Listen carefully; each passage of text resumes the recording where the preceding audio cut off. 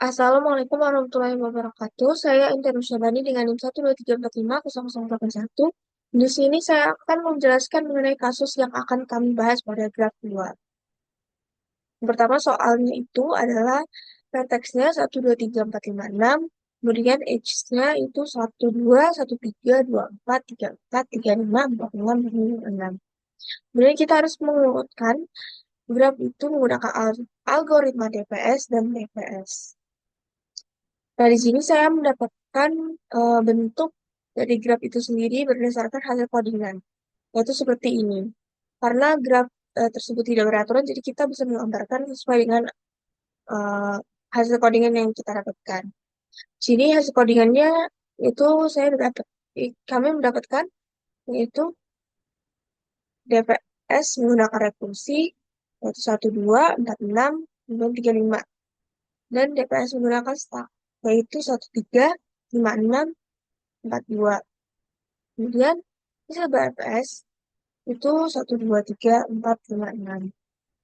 Itu didapat kalau BFS itu berarti diurutkan berdasarkan levelnya jadi 1, 2, 3, 4, 5, 6. Kemudian DPS diurutkan berdasarkan diambil dari bawah, kemudian kita urutkan lagi ke atas.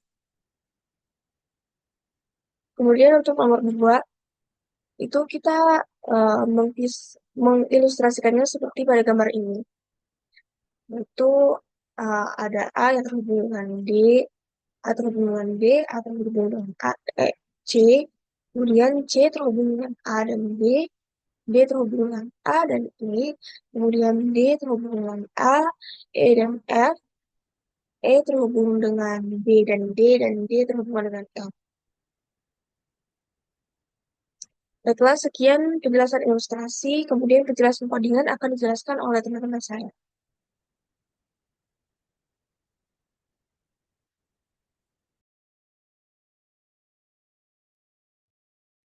Kenalkan, nama saya Lydia Marpau dengan NIM 123450015.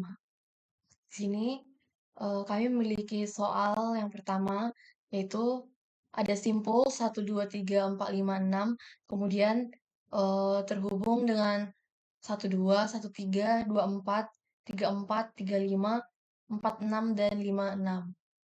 Kemudian saya akan mencari urutan transversal graph menggunakan algoritma DFS dan urutan transversal graph menggunakan algoritma BFS. Di sini saya sudah memiliki codingannya, di mana yang pertama graph direpresentasikan sebagai adjacency list menggunakan dictionary. Nah, setiap simpul atau kunci dictionary memiliki daftar tetangga yang terhubung langsung. Nah, di mana contohnya itu 1 ini bertetangga atau terhubung dengan 2 dan 3. Kemudian 2 bertetangga dengan 4. Lalu DFS menggunakan rekursif. Di sini saya memiliki fungsi DFS rekursif, di mana ini mendefinisikan fungsi DFS berbasis rekursif, di mana parameternya ada graph, not, dan visited. Di mana graph sendiri adalah graph yang ditelusuri, merupakan simpul yang sedang dikunjungi, dan visited adalah daftar simpul yang sudah dikunjungi. Lalu if not in visited, ini mengecek apakah simpul not belum dikunjungi. Jika belum, melanjutkan proses penelusuran. Di sini ada visited append not, menambahkan simpul not ke dalam daftar visited, menandai simpul ini sebagai telah dikunjungi. Kemudian pada baris berikutnya, iterasi ke setiap tangga dari simpul not berdasarkan adjacency list. Lalu DFS rekursif yang selanjutnya ini memanggil fungsi DFS secara rekursif untuk setiap tangga yang belum dijelajahi. Lalu ini digunakan untuk mengembalikan daftar visited setelah semua simpul yang dapat dijangkau telah dijelajahi. Kemudian ada DFS menggunakan stack. Sini saya memiliki fungsi DFS stack dengan parameter graph dan start. Start di sini merupakan simpul awal untuk memulai penelusuran. Lalu ada visited. Ini merupakan daftar kosong untuk mencatat simpul yang sudah dikunjungi. Lalu stack sama dengan start, membuat stack dan menambahkan simpul awal start ke dalamnya. Lalu ada while stuck, ini menandakan perloopingan. Lalu not sama dengan stuck dot pop, mengambil simpul terakhir dari stuck sesuai konsepnya LIFO atau last in first out. Lalu invisited, if not invisited. Ini mengecek apakah simpul not belum dikunjungi. Lalu visited pen seperti yang sebelumnya ini digunakan untuk menambahkan simpul not ke dalam visited. Lalu berikutnya iterasi melalui semua tetangga simpul not dan menambahkan tetangga simpul ke dalam stack untuk eksplorasi lebih lanjut. Lalu ada return visited, ini mengembalikan daftar visited setelah semua simpul yang dapat dijangkau telah dijelajahi. Lalu visit rekursif yang pertama ini untuk menjalankan fungsi DFS berbasis rekursif dimulai dari simpul 1. Hasilnya disimpan dalam variabel visited recursive. Lalu visited stack ini sama dengan yang sebelumnya, mirip seperti visited recursive, yaitu untuk menjalankan fungsi DFS berbasis stack dimulai dari simpul 1 juga. Hasilnya disimpan dalam variabel visited stack. Kemudian uh, ini merupakan perinan hasil visited recursive. Lalu yang kedua ini ada visited stack. Lalu untuk yang BFS, di sini saya memiliki fungsi BFS dengan parameter grab dan start. Lalu visited sini merupakan daftar kosong untuk mencatat simpul yang sudah dikunjungi.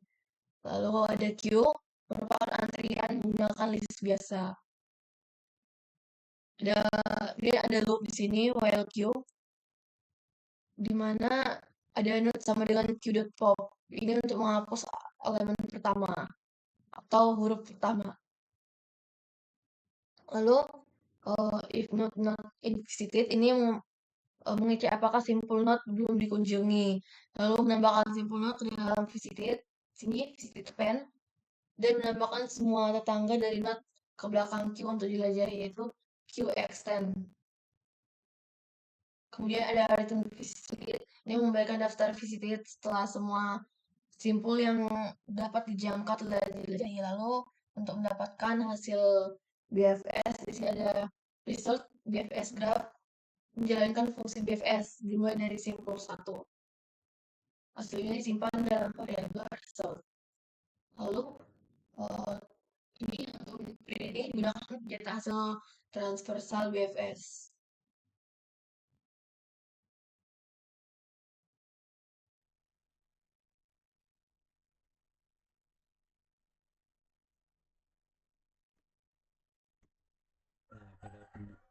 Video soal yang nomor 2 ini menjelaskan tentang kelas graph, yaitu dev init membuat graph kosong menjadi dictionary.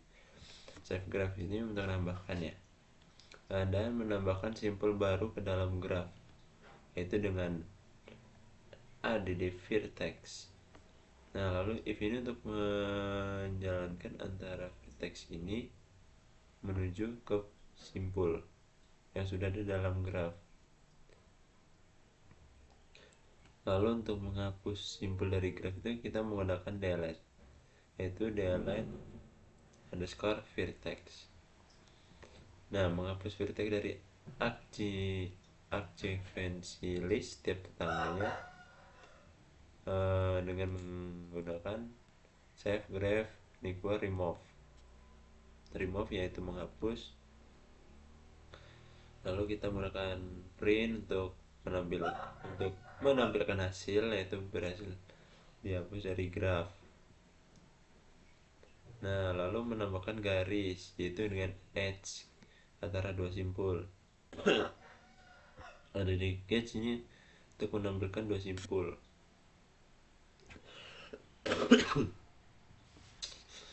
Lalu untuk menghapus garis edge-nya antara dua simpul, yaitu menggunakan delete edge dari vertex 1 vertex 2. Lalu if vertex in save graph and vertex 2 in save graph. Lalu untuk Selanjutnya kita tambahkan dengan save graph vertex remove vertex 2 save graph vertex 2 remove vertex, dan untuk lalu kita print f garis antara vertex 1 dan vertex 2 berhasil dihapus. Nah, untuk menampilkan grafnya sendiri kita pakai display graph, yaitu dengan display graph print and graph saat ini. Lalu gunakan for vertex next boards in save graph, lalu items, lalu print vertex next board. Nah, untuk contoh penggunaannya seperti ini. Untuk menambahkan kita pakai add vertex, menambahkan simpul, dan untuk menambahkan garis kita menggunakan add vertex. Kita langsung ke ininya.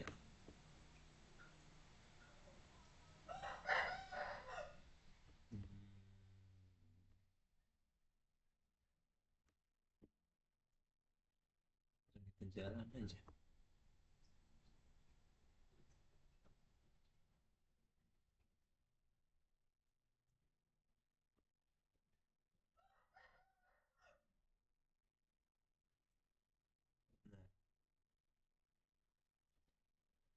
Nah, simpul A yaitu menghasilkan dari simpul A sendiri, dan simpul B berhasil ditambahkan B, C, hingga F.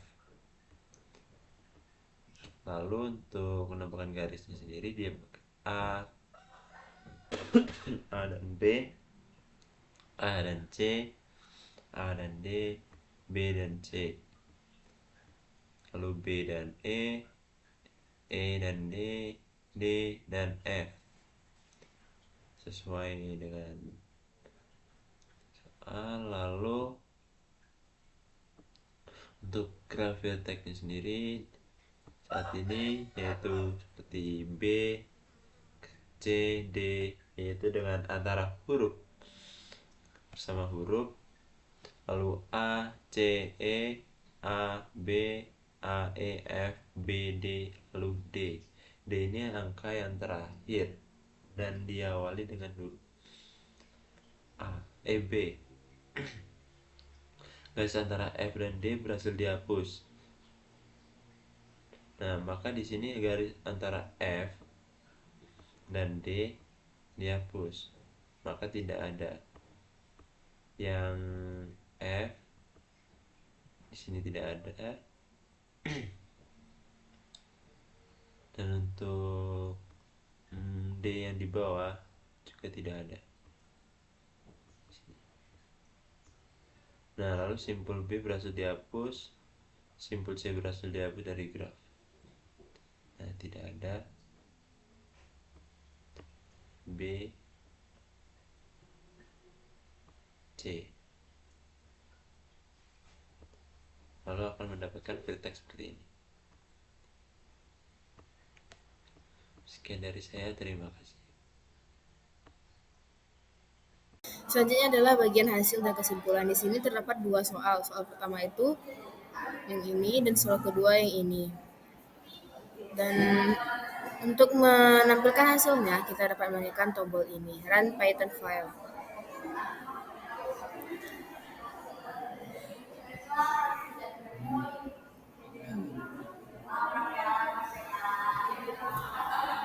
Soal pertama, didapatkan hasil DFS menggunakan fungsi rekursi yaitu 1, 2, 4, 6, 3, 5. Sedangkan hasil DFS menggunakan stack 1, 3, 5, 6, 4, 2. Selanjutnya hasil BFS 1, 2, 3, 4, 5, 6. Untuk soal nomor kedua, kita tuh menambahkan simpul A sampai F. Dan ini sudah berhasil ditambahkan ke graf. Selanjutnya kita menambahkan edge. Edge itu garis antara AB, AC, AD, BC, BE, ED, DF. Lalu kita menampilkan hasilnya itu. Graf saat ini tuh yang didapatkan itu BCD, ACE, AB, AEF, BD, D. Lalu di soal kita diminta untuk menghapuskan garis antara F dan D. Dan apabila di run, Selanjutnya itu hasilkan mendapatkan, maka garis F dan D itu dihapus dan outputnya bakal begini hasilnya. Selanjutnya simpul B dan C itu dihapus dari graf dan output hasil akhirnya itu yaitu DA, ED, AE, D. Lalu kesimpulan yang dapat kita ambil dari hasil ini adalah DFS itu cocok untuk menemukan jalur hingga kedalaman maksimum atau mengeksplorasi komponen terhubung. BFS berguna untuk menemukan jalur terpendek pada graf tidak berbobot atau melakukan penelusuran lapis demi lapis. Lalu kelas graf memungkinkan manipulasi graf secara fleksibel seperti menambahkan atau menghapus simpul dan edge. Penggunaan agency list membuat implementasi graf sederhana namun efisien untuk sebagian besar kasus visualisasi dan modifikasi. Tampilan agency list memudahkan pengguna memahami struktur graf saat ini. Operasi yang dimodifikasi itu penghapusan simpul atau edge memperlihatkan efek pada struktur graf. Dengan demikian, kode ini memberikan gambaran yang jelas tentang cara kerja graf dan algoritma pencarian dasar serta manipulasi struktur data graf. Sekian penjelasan dari saya untuk bagian terakhir.